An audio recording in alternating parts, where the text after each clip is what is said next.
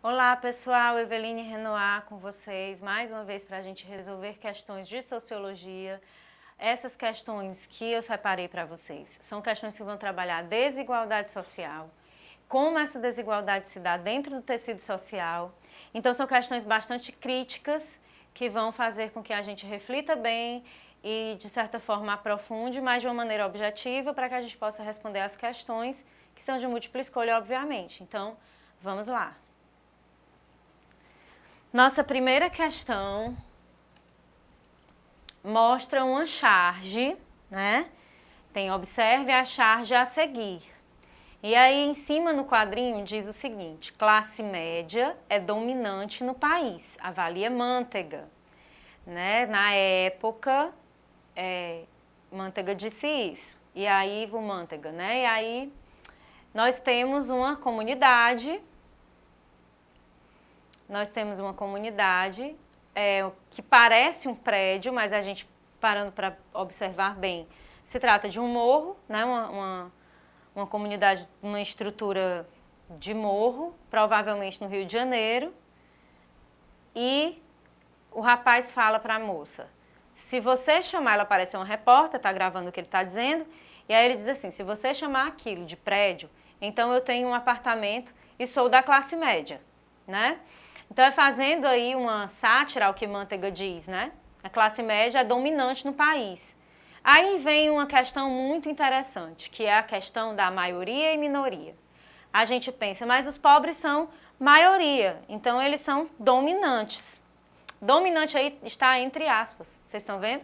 Então ele está se referindo a número, né? Quando a gente fala em minorias na sociologia, a gente fala em questão de representatividade, mas a gente sabe que a minoria é a maioria, né? As pessoas oprimidas no Brasil somam em número uma maioria, porém com representatividade menor. E aí, nesse sentido, ele está falando dominante em questão de número. E o menino sabe que, em número, os pobres no Brasil, né, são maioria. E aí ele diz, se você chamar aquilo ali de prédio, então eu tenho um apartamento e sou da classe média, né? É uma sátira ao que Mantega disse. E aí o nosso enunciado continua assim, a estrutura social é um tema presente nos estudos sociológicos. Com base na charge, é correto afirmar que... Correto aqui em caixa alta, nem precisa, né? A gente já está calejado para procurar o que é que a questão quer da gente. E ele fala sobre a estrutura social, né? Está presente nos estudos sociológicos. Mas ele quer saber o que é correto afirmar de acordo com a charge. Não é o que eu acho, é com a charge.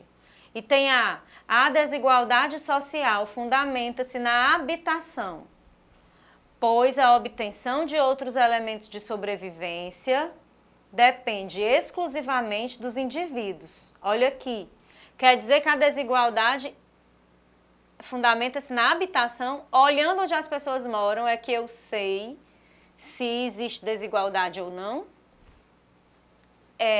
Obviamente, se eu vejo uma pessoa morando em condições subhumanas, né, embaixo de viadutos e tudo mais, eu vejo que aquela pessoa realmente está em uma condição muito inferior de uma condição digna para a sociedade. Pois a obtenção de outros elementos, mas não é determinante, viu? Não se fundamenta só nisso a desigualdade. Porque às vezes a gente pensa assim, mora no morro, é pobre. Não é exatamente assim que as coisas acontecem. Então isso não pode ser uma coisa determinante. Pois a obtenção de outros elementos de sobrevivência depende exclusivamente dos indivíduos. Os outros elementos de sobrevivência dependem somente dos indivíduos, quer dizer que o Estado não tem nenhuma obrigação para com os indivíduos, com os cidadãos do seu país. Então quer dizer que estudar em uma escola de qualidade só depende do indivíduo social. Quer dizer que ele ter uma casa decente para viver só depende do indivíduo. Né? Isso aí você está colocando como correta a história da meritocracia. E a nossa charge não considera isso, certo? Algumas coisas o indivíduo não tem como, dependendo da sua classe social, ele não tem como atingir sozinho. O Estado tem que dar as condições básicas para que ele consiga. Então, esse exclusivamente aqui destrói o item, não é exclusivamente dos indivíduos, o Estado entra com a sua parcela aí. Item B, os movimentos sociais funcionam como mecanismos que incentivam a criação de espaços sociais, a exemplo do apresentado na charge. O que mostra na charge, né, com base na charge, sobre as estruturas sociais, ou seja, a desigualdade, fala sobre os movimentos sociais que incentivam as pessoas a criarem comunidades, a se organizarem. Não é esse o foco da nossa charge. Item C, a estratificação da sociedade brasileira é dividida em classes sociais, que são determinadas por condições econômicas e sociais de vida. Ou seja, não é só a habitação, não é só a vontade do cidadão, ela é ditada por condições econômicas e sociais. Item D, o morador de uma das casas da charge compara sua residência com a de uma classe social superior. Esse fato deixa satisfeito com a sua condição social. Até aqui, ok. Mas dizer que ele está satisfeito com sua condição social, ele está dizendo, minha filha, se você acha que morar numa casa dessa, sem estrutura, em zona de vulnerabilidade, né? Às vezes sem saneamento, sem ser amparado pelo Estado, é um prédio, então você está querendo dizer que eu sou classe média, né? Ele está fazendo uma crítica, portanto, ele não está satisfeito com sua condição social. E a classe média do Brasil é caracterizada por possuir grande acúmulo de dinheiro que a torna uma estrutura social frágil, se comparada a outras organizações sociais. Gente, se a classe média é tão frágil quanto a classe mais pobre, então não existe nenhum tipo de, como é que eu posso dizer? Não existe nem diferença social, né? Porque o que acontece com a classe média é que se ela é caracterizada por possuir grande acúmulo de dinheiro, primeiro, a classe média no Brasil ela não é caracterizada por possuir grande acúmulo de dinheiro, certo? Ela cresceu de um tempo para um tempinho atrás, né? Até mais ou menos o ano de 2014, 2013, 2015, até 2015 a classe média tinha uma crescente, né? Conseguiu comprar, teve política social e econômica para adquirir imóvel, teve condições de comprar carro por causa dos IPIs reduzidos. Então, uma série de condições foi criada para que a sociedade da classe média tivesse uma determinada mobilidade social. Mas ela não acumulava grande dinheiro. Isso quem é a classe dominante, rica, né, a elite é que consegue. E aí que a torna uma estrutura social frágil. A classe média realmente hoje tem uma estrutura social frágil, principalmente no Brasil, onde a gente tem aquele velho dilema da classe média que era pobre e por hoje ser média achar que é rica, né? E falta de consciência social é que faz com que essas coisas aconteçam. Achar que tem uma estrutura forte, mas não tem. Frágil mas não acumula grande riqueza. E comparada a outras organizações sociais, não é frágil. Entende? Se a gente comparar com as pessoas mais pobres que moram nas comunidades ou que não têm casa, que moram na rua, então essas organizações sociais não são frágeis. Item B. Os movimentos sociais funcionam como mecanismo, a gente já verificou, né? E os movimentos sociais aqui não se aplicam. E o item correto é o item C. A estratificação da sociedade brasileira é dividida em classes sociais, que são determinadas por condições econômicas e sociais de vida. Vamos para a nossa questão de número 2. As desigualdades sociais no Brasil têm muitas causas e geram várias consequências. Historicamente, elas iniciaram seu desenvolvimento com a chegada dos portugueses. A sociologia vem estudando as diferenças sociais entre os brasileiros em diversos aspectos. Sobre esse assunto, assinale a alternativa correta. Então, ele quer saber a alternativa correta sobre as diferenças sociais entre os brasileiros, tá? Aqui no começo ele já diz que as desigualdades têm muitas causas e geram várias consequências. E diz que, historicamente, elas iniciaram com a chegada dos nossos colonizadores. E tem as condições de miserabilidade da população estão ligadas prioritariamente aos péssimos salários pagos. Prioritariamente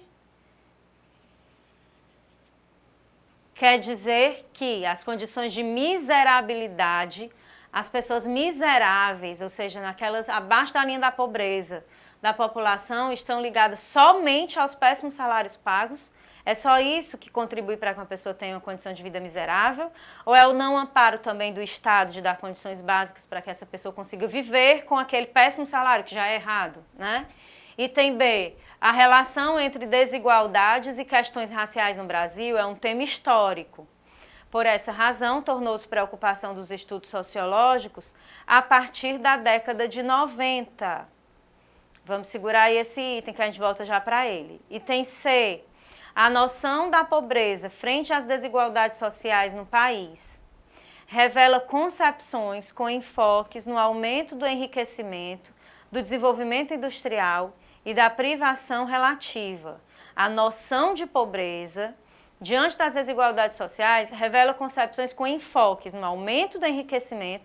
Então, a noção de pobreza, ela tem foco, ela tem uma concepção com foco no enriquecimento e desenvolvimento industrial e da privação relativa.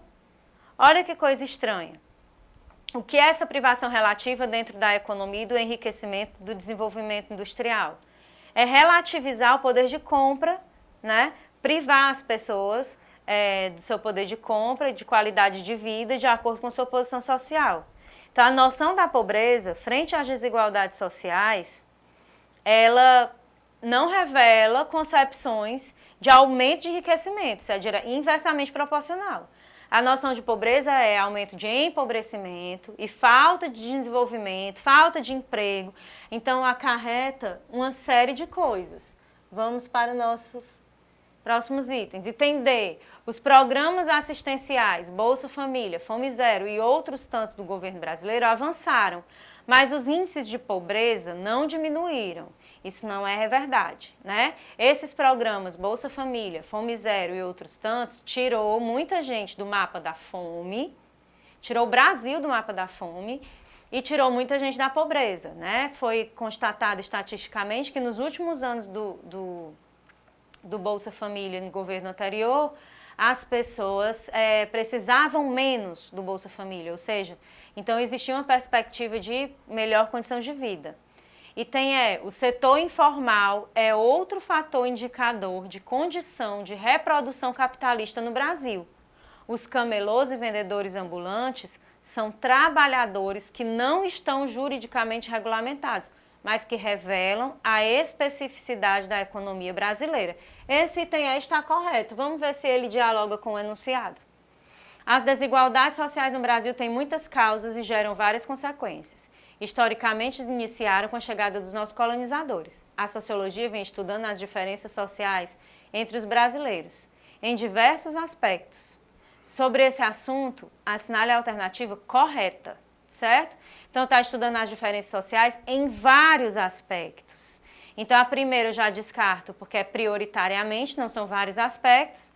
A segunda eu descarto porque os estudos sociológicos que focam nas desigualdades do Brasil e os seus problemas raciais, ele não não começa somente nos anos 90, não, tá? Essa preocupação, ela é desde sempre. Basta a gente lembrar de Horácio Nogueira e de Gilberto Freire. Item C, a noção mesmo romantizando, mas levanta o questionamento, Gilberto Freire, ok? Item C, a noção da pobreza frente às desigualdades sociais no país revela concepções com enfoque ao aumento a gente viu que isso aqui é inversamente proporcional, né? E aí, vamos lá, item D.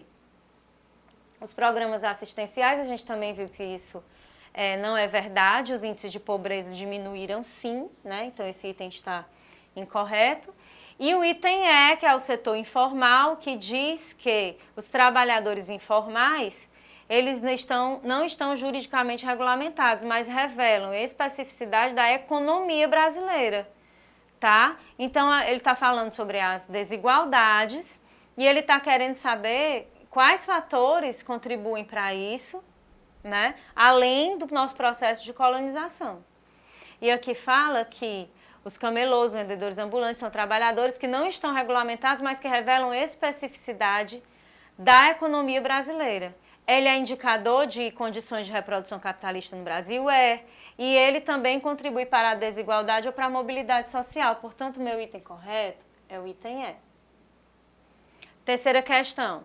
A sociedade brasileira obteve várias conquistas durante o período da redemocratização e, ao longo desses anos, implantou mudanças positivas em relação à cidadania e aos direitos civis dos brasileiros. Porém, ainda há muito a ser melhorado. Apesar do crescimento econômico e da diminuição do número de pessoas que vivem abaixo da linha da pobreza nos últimos anos, as desigualdades sociais ainda são profundas e estão entre os principais problemas enfrentados pela sociedade. Então, a gente viu, como a gente já tinha afirmado, pessoas saíram da condição de miserabilidade, mas ainda se enfrenta problemas sociais de desigualdade. Considere as seguintes afirmações sobre a sociedade brasileira. Segundo pesquisas, pequena parte da população brasileira detém a maior parte da riqueza nacional, enquanto os demais ficam com a menor parcela. Item corretíssimo, né?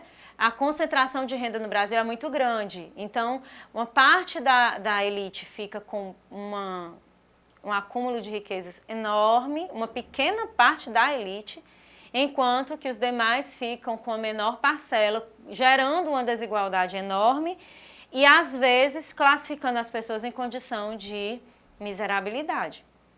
2. A exploração da mão de obra infantil ocorre da mesma forma em todas as regiões brasileiras, o menor trabalho em pedreiras, na colheita de amendoim e em carvoarias, sendo seu trabalho trocado apenas por arroz e farinha.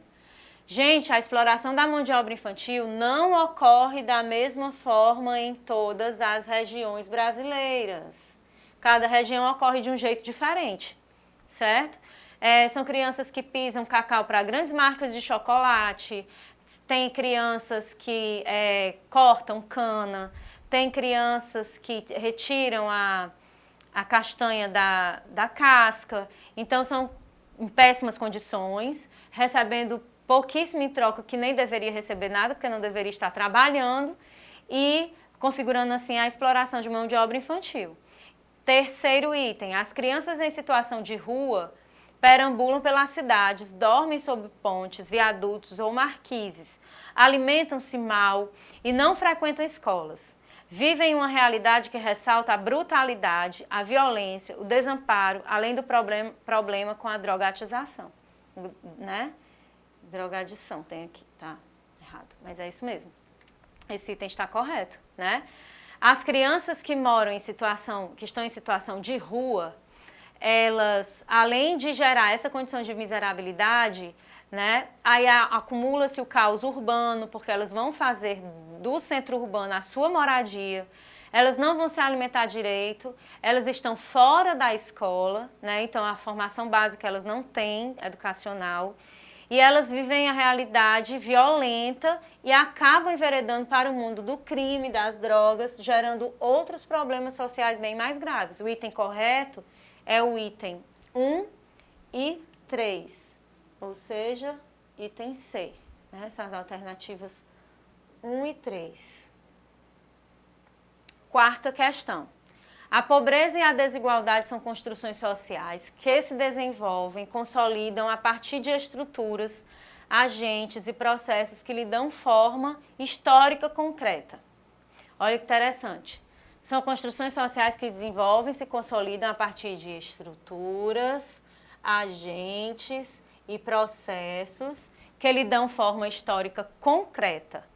Os países e regiões da América Latina moldaram, desde os tempos coloniais até nossos dias, expressões desses fenômenos sociais que, embora apresentem as peculiaridades próprias de cada contexto histórico e geográfico, compartilham um traço em comum. Qual é o traço em comum? Altíssimos níveis de pobreza e desigualdade que condicionam a vida política, econômica, social e cultural. O conceito de construção é praticamente similar ao de produção, sendo utilizado aqui para enfatizar que a pobreza é o resultado da ação concreta de agentes e processos que atuam em contextos estruturais históricos de longo prazo. Certo? Então, o que é que o nosso enunciado diz? Que a pobreza e a desigualdade, elas partem de estruturas, agentes e processos que lhe dão uma forma histórica concreta, ou seja, é possível visualizar essa desigualdade, é algo palpável, é algo concreto, eu consigo vivenciar isso no meu dia a dia, né? E aí, ele diz aqui que os países da América Latina, eles têm uma característica em comum, apesar de serem muito diferentes, terem suas peculiaridades, mas existem todos altíssimos níveis de pobreza, desigualdade que condiciona a vida política, econômica, social e cultural, uns mais, outros menos, obviamente, por causa da sua história, mas todos mostram essas características, em menores ou maiores proporções. De acordo com o texto, é correto afirmar: a pobreza sempre existiu e é da natureza das sociedades organizadas que ela ocorra. Não, a pobreza ela não existiu, a pobreza ela é construída socialmente, certo? Se existe a pobreza, existe um determinado desamparo. Se essa pobreza é em nível considerável, então é porque existe um desamparo de alguma esfera sobre alguma parcela da população. Item B, a pobreza não pode ser considerada característica presente em toda a América Latina. Pode sim, é uma característica presente. Lá no nosso texto diz que é uma das características em comum em toda a América Latina. Como eu falei, outros em menores proporções, outros em maiores proporções. Em alguns países isso vai se desfazendo, vai se desconstruindo, né? E há uma igualdade maior, uma mobilidade social maior. E em outros isso é pior, como é o caso do Brasil, por exemplo, né? Então, está presente em toda a América Latina. Nós temos países como o Chile, extremamente desenvolvidos, né? O Uruguai, com pouca desigualdade comparada ao Brasil, mas ainda muito grande. Item C, a desigualdade social não condiciona a vida política, econômica, social ou cultural. Gente, só condiciona. A desigualdade social, ela na vida política, ela incentiva revoluções, ela incentiva más escolhas políticas, porque existe uma gama enorme da população que não tem acesso à informação real das coisas, que não tem conhecimento sobre política e que se deixa manipular por qualquer coisa, tem necessidades básicas e são comprados para suprir essas necessidades básicas. Se não tivessem, votariam mais consciente. Então, condiciona, sim, a vida política. A vida econômica, obviamente, se as pessoas não têm condição de ter uma vida digna, não têm poder de compra, isso vai afetar diretamente as estruturas sociais. A pessoa não tem o básico, né? Não mora com dignidade, não se veste com dignidade, não se alimenta com dignidade, isso vai gerar sérios problemas econômicos. São as pessoas que vão comprar menos, né? São as pessoas que não vão movimentar a economia, o mercado informal começa a crescer e aí a gente desfalca também outra parte da economia, como com relação aos impostos e assim por diante. Social. Como é que isso condiciona socialmente? Gente, pessoas menos esclarecidas, com economia, que não movimentam a economia nem direta nem indiretamente. Pessoas que estão em condição de necessidade, que vão para a rua, que moram na rua, que entram para as drogas, tudo isso vai gerar um caos social. Sem falar na desigualdade racial, de gênero, que também vai ter um impacto enorme dentro da sociedade. Ou cultural.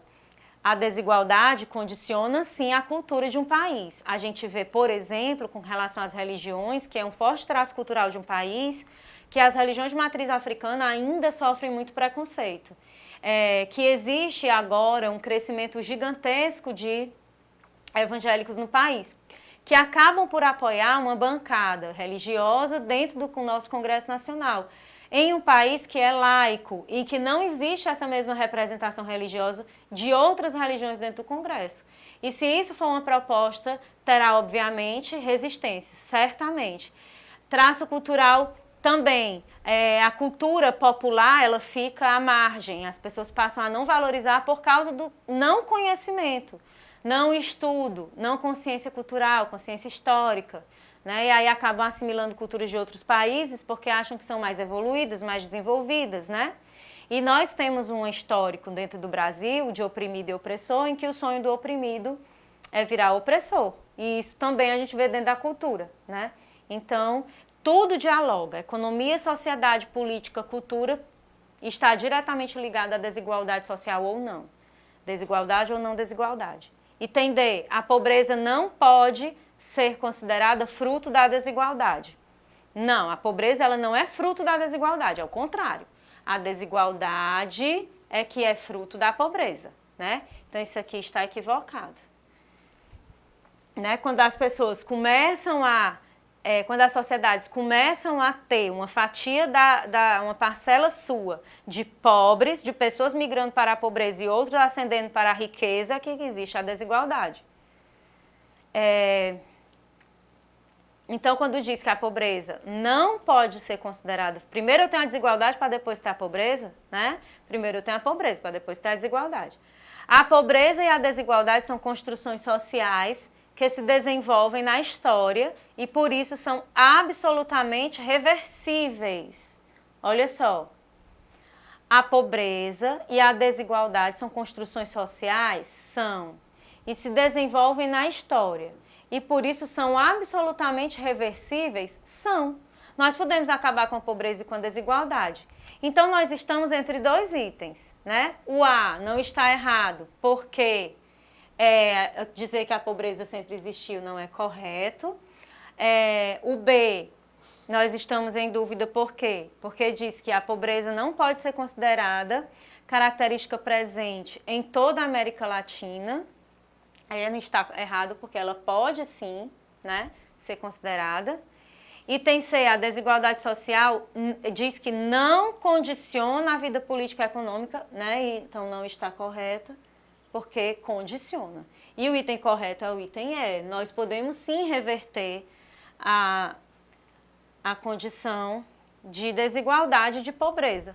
Para isso, tem que acontecer duas coisas. Primeiro, consciência política da população para se organizar em prol disso. E segundo, que é o mais difícil, consciência política dos políticos para se mobilizar em prol disso. Então, o item E é o item correto.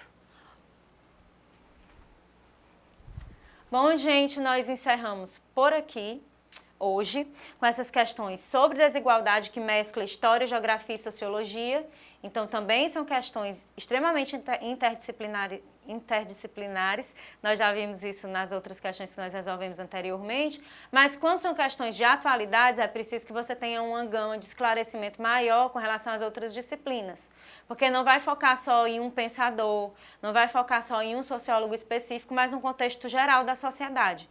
Então, fica aqui a dica da tia Eveline, que é assistir jornal, ler bastante, conversar e ter opiniões flexíveis para que você possa absorver outras informações que vão contribuir para o futuro de vocês. Muito obrigada e até a próxima.